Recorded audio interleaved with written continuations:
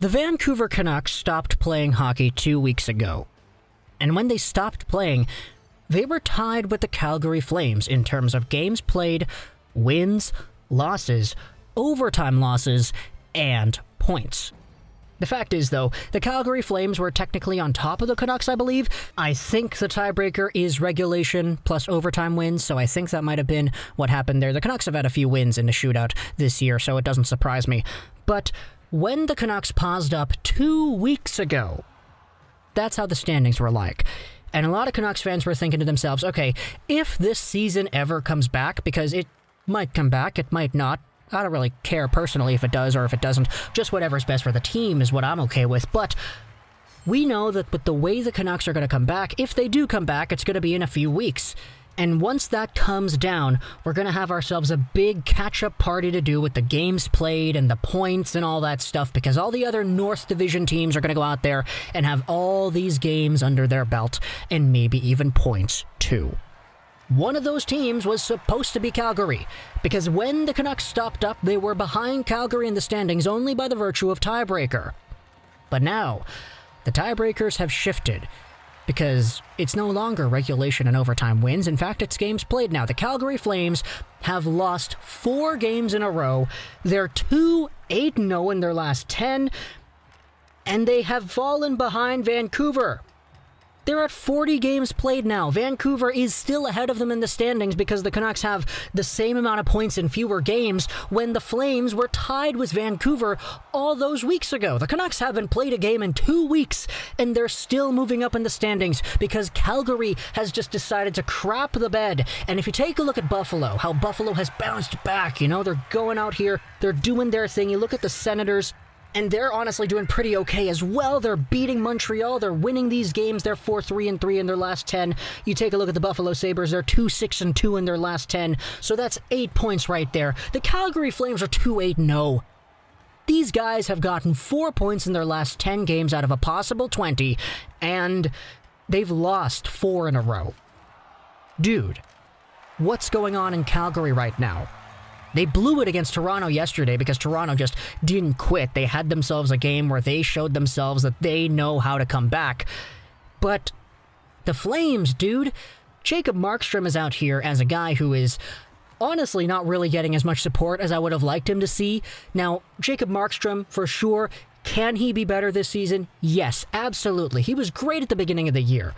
But with the way everything has gone down, with the injuries, with the overplaying and all that, you have yourselves a Jacob Markstrom that is now being hung out to dry in the same way that he was in Vancouver when he was here for a few years. This team in front of him has stopped playing properly, and you take a look at how exactly Flames fans are reacting to this meltdown. It's ironic, isn't it? The Flames having a meltdown. Let's go over onto the Calgary Flames subreddit and take a look at some of the comments over here because, hey, Buffalo, we kind of danced around their grave a lot, so why don't we do the same thing to Calgary? I gotta say, ever since I've given up on this season, these games have been easier and easier to stomach. This core peaked in 2018-19, and even at their best, they still couldn't get past the first round. LOL. That was, by the way, the Colorado Avalanche series, I believe. I actually had Calgary winning that one, I think. Oddly enough. Predictions are weird. And then you have the rest of the comments just going over how Sean Monahan is a thing and how he's really not good anymore and he's ineffective and he was a very good player before, 200-foot player, a consistent offensive producer, a very good playmaker, and all that stuff, but now he's just not any of that anymore. Invisible is what they have coined for him. Which is why I'm kind of sitting here like, wow, the Calgary Flames really just did that. It's not even the first time this has happened, We've made videos making fun of Calgary before. It's kind of easy because I'm a Canucks fan, but hey, back in the playoffs, remember in the bubble when they blew that lead to the Dallas Stars? That was crazy. This is not the first time we have been having conversations about the top guys in Calgary not doing what the top guys in Calgary should be doing, which is going out there, scoring points, winning games, and doing all that.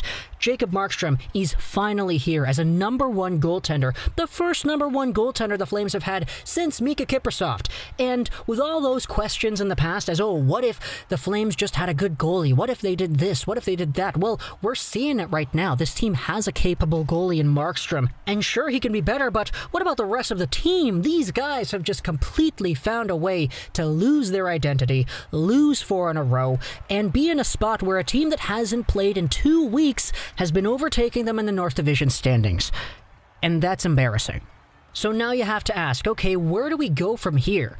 Gaudreau trade rumors have started back up again. Everybody in the insiders are all talking about, oh, Gaudreau, Philadelphia, all that stuff. Does that happen? Does that fix the team? Does that help you guys out? What do you need to acquire to push this team back in the proper direction? Daryl Sutter's mind games, where he worked things out with the media and got under players' skin 10 years ago, it's not working anymore. Sure, it started off okay, but that magic, it's gone, and the Flames look even worse than they did before. So I'm just kind of wondering, where do you go from here, you know? Where do you go from being in a place where you were worse than the Senators and worse than the Sabres, and you try to claw your way back? You've got 40 games played, you've got 16 left, and they're all up against tough teams. So how exactly is this playoff surge going to go when that was the plan? I want you to talk to me in the comments what you think about the Flames, because, again, when you're playing poorer than Buffalo and Ottawa, I think there deserves to be a conversation about that. So talk to me in the comments what you think. I hope you enjoyed this Trolls 99. And bye.